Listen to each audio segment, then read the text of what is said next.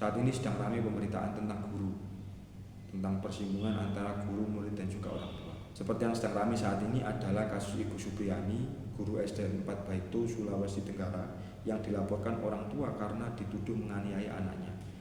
Dilansir dari Tempo.co, ternyata ada beberapa kasus yang menyerupai kasus tersebut. Pada tahun 2015 di NTB, orang tua tombak guru karena tidak terima anaknya ditegur. Lalu pada tahun 2016 di Makassar, ada insiden penganiayaan orang tua kepada guru karena tidak terima anaknya dihukum di sekolah. Lalu pada tahun 2023, orang tua mengetapel guru karena tidak terima anaknya dihukum di sekolah karena merokok. Kasus-kasus tersebut sangat mengkhawatirkan karena akan berakibat pada sistem pendidikan di Indonesia. Persatuan Guru Republik Indonesia dalam antara.com mengatakan bahwa banyaknya kasus kriminalisasi yang dilakukan oleh orang tua kepada guru karena hukuman yang edukatif akan berakibat kepada sistem pendidikan dan karakter anak sendiri. Ketika tidak ada peneguran atau hukuman yang edukatif di sekolah, anak atau murid akan banyak sekali melakukan pelanggaran dan merasa itu dibiarkan sehingga banyak yang melakukan pelanggaran terus-menerus, dan pastinya akan berakibat pada perilaku anak, karakter, dan juga pada sistem pendidikan nasional di Indonesia. Ya, Assalamualaikum warahmatullahi wabarakatuh. Perkenalkan, nama saya Andrian Isa Putro. Di sini saya akan menjelaskan pengertian guru menurut mahasiswa PPG menurut saya. Guru, secara umum, definisi guru adalah seorang tenaga pendidik profesional yang memiliki tugas utama untuk mendidik, mengajar, membimbing, mengarahkan, melatih, menilai, dan mengevaluasi peserta didik. Peran seorang guru sangat vital dalam dunia pendidikan, mencakup berbagai aspek. Yang pertama, pengajar. Seorang guru mengajarkan ilmu pengetahuan kepada peserta didik. Yang kedua, pendidik. Seorang guru mendidik peserta didik agar memiliki akhlak dan perilaku yang baik. Ketiga, membimbing, mengarahkan peserta didik dalam proses belajar. Yang keempat, motivator, memberikan semangat dan dorongan untuk terus belajar. Yang kelima, evaluator, menilai kemajuan dan hasil belajar peserta didik. Yang keenam, organisator, yaitu mengelola kegiatan akademik dan ekstrakurikuler. Tantangan seorang guru. Seorang guru menghadapi berbagai tantangan dalam menjalankan tugasnya, antara lain seperti tantangan untuk memotivasi peserta didik, yaitu menciptakan suasana belajar yang menarik untuk dapat memotivasi peserta didik dengan minat dan kemampuan yang berbeda-beda. Yang kedua, tantangan mengenai perkembangan teknologi. Seorang guru harus terus belajar dan mengintegrasikan teknologi dalam pembelajarannya, serta memastikan peserta didik memiliki keterampilan digital yang relevan. Yang ketiga, tantangan mengenai perilaku peserta didik. Seorang guru harus dapat mengelola perilaku peserta didik yang beragam dan menciptakan lingkungan kelas yang aman dan mendukung. Menghadapi tantangan ini memerlukan keterampilan, kreativitas, dan dedikasi yang tinggi dari seorang guru. Shalom, Om Swastiastu, Namo Buddhaya, salam kebajikan, Rahayu. Nah, pada kesempatan kali ini kita berdoa terlebih dahulu ya sebagai pembuka pembelajaran. Silakan ketua kelas. Mari teman-teman, sebelum mulai pelajaran hari ini, mari kita berdoa sesuai dengan keyakinannya masing-masing. Berdoa dimulai. Berdoa selesai. Nah, jadi pada kesempatan kali ini kita akan belajar tentang hak dan kewajiban warga negara dalam Undang-Undang Dasar Negara Republik Indonesia tahun 1945. Oke, kalau gitu pertemuan mendatang kita akan mempelajari tentang hak dan kewajiban dalam wujud kehidupan sehari-hari. Tadi kan sudah disebutkan beberapa, tapi besok lebih merujuk ke kegiatannya. Gitu ya. Kalau gitu, terima kasih atas partisipasinya kalian anak hebat. Semoga minggu depan tetap semangat seperti ini dan mungkin lebih semangat lagi. Ya, oke. Wassalamualaikum warahmatullahi wabarakatuh. Waalaikumsalam warahmatullahi wabarakatuh. Silakan LKPD-nya dikumpulkan juga. Guru yang ideal dari perspektif mahasiswa PPG. Guru yang ideal dari perspektif mahasiswa PPG yang pertama harus memiliki kemampuan pedagogik yang tinggi, yang dimana guru harus memiliki pemahaman yang mendalam mengenai metode pembelajaran, yang kemudian dapat merancang suatu pembelajaran yang sesuai dengan karakteristik peserta didiknya. Dan di situ guru harus mampu menciptakan lingkungan belajar yang interaktif, adaptif, dan juga inovatif. Kemudian, guru yang ideal harus menguasai terhadap materi yang disampaikan. Guru yang ideal itu tidak hanya menguasai materi yang disampaikan dengan baik, tetapi dia juga harus bisa mengaitkan materi tersebut dalam konteks kehidupan yang nyata. Yang ketiga, guru yang ideal itu harus memiliki sikap yang positif, yang dimana guru yang ideal harus bisa membangun hubungan yang positif dengan peserta didiknya. Guru yang ideal juga harus sabar dan memiliki simpati yang tinggi, serta dapat memotivasi peserta didiknya agar bisa berkembang ke arah yang lebih baik. Yang keempat, guru yang ideal harus mampu menggunakan teknologi, yang dimana pada era sekarang teknologi itu sangat dibutuhkan dalam hal apapun. Dan sehingga di sini guru yang ideal harus memanfaatkan teknologi dalam proses pembelajarannya agar dapat relevan dengan peserta didiknya. Guru yang ideal harus mampu merefleksi dan mengembangkan dirinya. Guru yang ideal adalah sosok yang harus terus belajar serta mampu merefleksikan pembelajarannya dan terus untuk mengembangkan dirinya agar dapat memberikan yang terbaik bagi peserta didik. Pandangan ini menggambarkan harapan bagi mahasiswa PPG terhadap peran guru sebagai seorang pendidik yang berkualitas, berintegritas, dan adaptif terhadap perkembangan zaman serta kebutuhan peserta didik. Guru yang saya jadikan sebagai sosok role model adalah Bapak Eko Agus Winardi. Beliau merupakan guru mata pelajaran pendidikan Pancasila ketika saya duduk di bangku sekolah menengah pertama atau SMP. Dalam pembelajaran, beliau selalu mengintegrasikan teknologi ke dalam pembelajaran, sehingga suasana belajar menjadi lebih seru dan menyenangkan.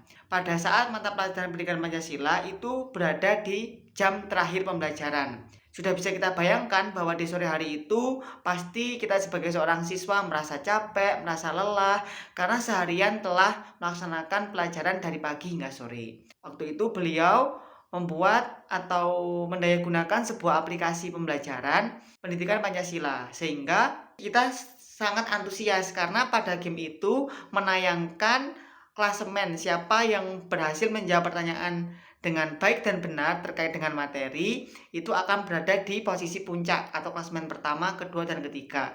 Dan beliau juga memberikan reward kepada kami bagi siapapun di kelasnya yang berhasil menjuarai atau berhasil mendapatkan nilai yang terbaik di mata pelajaran itu, maka akan mendapatkan nilai yang memuaskan. Sehingga kami sebagai seorang siswa merasa tertantang dan merasa selalu tertarik untuk mengikuti pembelajaran beliau karena pembelajaran beliau fokus pada kami peserta didik dan juga mengetahui bagaimana kondisi kami.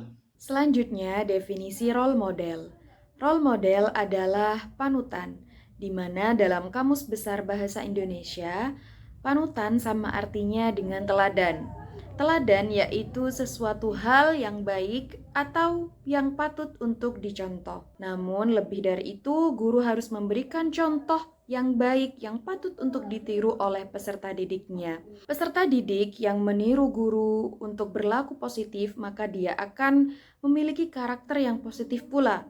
Karena pada dasarnya manusia ini mudah untuk meniru. Oleh karena itu, guru sebagai role model harus mampu menunjukkan sikap-sikap positif terutama di depan peserta didik agar peserta didik memiliki karakter, nilai, dan moral yang sesuai dengan kehidupan sehari-hari di masyarakat Indonesia. Seorang guru yang berkarakter tentu memiliki sifat-sifat yang bukan hanya mencerminkan nilai-nilai positif, namun juga mendukung lingkungan belajar yang kondusif. Berikut merupakan deskripsi dari beberapa karakteristik yang ideal dimiliki oleh seorang guru yang berkarakter. Yang pertama, guru yang berkarakter harus memiliki integritas yang tinggi. Selanjutnya, guru yang berkarakter harus memiliki sifat peduli dan empati. Lalu, guru yang berkarakter juga harus memiliki sikap keadilan, di mana tidak memandang atau tidak membeda-bedakan latar belakang peserta didik, kemampuan, serta status sosial yang dimiliki oleh peserta didik. Yang terakhir, guru yang berkarakter harus mampu menunjukkan komitmen yang tinggi terhadap profesinya. Dikutip dari Detik News, diketahui sosok seorang guru berprestasi bernama Ibu Badriah Yangki atau biasa dipanggil dengan Miss B. Beliau merupakan lulusan dari S2 Universitas Pendidikan Indonesia atau UPI dan saat ini beliau bekerja sebagai pengawas jenjang SMA. Semasa mengajar, beliau pernah berkesempatan mengikuti pelatihan pengembangan profesional di Adelaide, Australia. Beliau pernah menjadi salah satu guru berprestasi tingkat SMA se-Indonesia pada tahun 2015 dengan menampilkan media bernama Dialog Jurnal. Selain itu, Ibu Badriah Yanki juga telah menyabet beberapa kejuaraan lainnya seperti juara 1 guru berprestasi tingkat Provinsi Jawa Barat, juara 1 guru berprestasi tingkat Kabupaten Cianjur, dan guru berprestasi di tingkat SMAN Negeri 2 Cianjur itu sendiri. Bu Badriah Yanki menunjukkan bahwa seorang guru harus mampu berinovasi dan terus meningkatkan kompetensi yang dimiliki. Menjadi seorang guru yang profesional dan baik, kita tentunya harus menjadi guru yang berkarakter. Ciri guru yang berkarakter yang pertama adalah mencintai setiap peserta didik kita. Kita sebagai seorang guru memiliki kewajiban untuk bisa mencintai latar belakang peserta didik kita, kemampuan yang dimiliki peserta didik kita, dan hal-hal apapun tentang peserta didik kita, terutamanya adalah kelebihan dan kekurangan yang dimiliki oleh mereka. Dengan kita mencintai setulus hati, kita akan mampu mengantarkan peserta didik kita untuk bisa berkembang lebih baik. Ciri guru berkarakter yang kedua selanjutnya adalah perilaku yang positif yang harus kita jaga dan juga perkataan yang positif yang harus kita jaga. Dengan hal demikian akan mampu memberikan rasa aman dan nyaman kepada peserta didik kita dan juga kita mampu memberikan contoh yang baik kepada peserta didik kita. Yang berikutnya adalah menjadi seorang motivator bagi peserta didik kita, di mana untuk hal ini kita harus mampu mengenali kondisi dari peserta didik kita, sehingga mereka mampu bersemangat kembali dan bangkit untuk mampu mengembangkan diri mereka masing-masing. Selanjutnya adalah menjadi seorang guru yang selalu ingin belajar, di mana kita mampu mengembangkan diri kita untuk menjadi lebih baik. Ciri yang berikutnya adalah menjadi seorang guru yang ketika mendidik dan mengajar menggunakan hati. Maka hal ini akan mampu memberikan dampak positif bagi perkembangan peserta didik kita. Apabila kita memiliki emosi seperti marah ataupun sedih, hal ini akan mampu memberikan dampak yang negatif untuk peserta didik kita sehingga mereka juga memiliki mood yang tidak baik. Guru berkarakter yang pertama adalah berakhlak mulia. Yang kedua adalah tanggung jawab atas semua hal yang harus dipenuhi. Mandiri atas pengambilan keputusan. Seorang calon guru haruslah mandiri akan pengambilan keputusan yang akan diambil. Yang keempat adalah kemampuan untuk bernalar kritis. Yang kelima adalah sikap jujur dan sopan santun sebagai cerminan seorang calon guru yang ada di masa depan. Yang keenam adalah berperilaku sesuai norma kehidupan. Dan yang terakhir dan tak kalah penting yaitu peran guru yang berkarakter sangat amat mendorong untuk membentuk karakter peserta didik, karakter anak atau generasi penerus bangsa yang akan membawa dan menjadikan Indonesia emas pada masa depan. Bagaimana Bapak Ibu guru hebat? Sudah siapkah untuk menjadi agen perubahan pendidikan di Indonesia? Penting bagi Bapak Ibu untuk selalu menerapkan 4 kompetensi yang harus dimiliki seorang guru. Yang pertama adalah kompetensi profesional, di mana Bapak Ibu harus bisa memahami materi secara mendalam dan luas dengan cara mengintegrasikan dengan lingkungan sekolah dan perkembangan teknologi informasi yang berkembang di saat ini. Yang kedua adalah kompetensi pedagogik, di mana bagaimana cara seorang guru dalam memahami peserta didik untuk menciptakan pembelajaran di dalam kelas. Yang ketiga adalah kompetensi sosial, di mana Bapak Ibu guru harus memiliki cara komunikasi yang baik dengan berbagai stakeholder di sekolah. Yang keempat adalah kompetensi kepribadian, di mana Bapak Ibu guru harus memiliki kepribadian yang dewasa, aktif, interaktif, dan berakhlak mulia, karena guru adalah cerminan bagi peserta didik. Mari bersama kita terus mengasah kemampuan diri kita untuk kita bisa menciptakan pembelajaran yang interaktif, menyenangkan, dan berpihak kepada peserta didik di dalam kelas. Jangan lupa, Bapak Ibu guru juga harus menerapkan lingkungan belajar yang positif sehingga peserta didik kita nyaman, aman dalam proses pembelajaran. Semangat terus Bapak Ibu guru hebat. Salam pendidikan.